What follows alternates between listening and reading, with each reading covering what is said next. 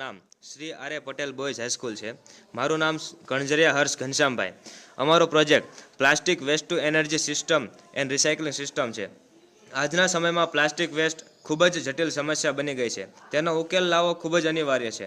Plastic કચરો બાળવાથી ઘણા ઝેરી વાયુઓ ઉત્પન્ન થાય છે, જે માનવ જીવન માટે હાનિકારક છે. તેને જમીનમાં ફેંકતા થોડા સમય બાદ તેનો નેનો પ્લાસ્ટિક બની વનસ્પતિ દ્વારા ફળોમાં જઈને આપણા શરીર સુધી પહોંચે, જે કેન્સરકારક બની જાય છે.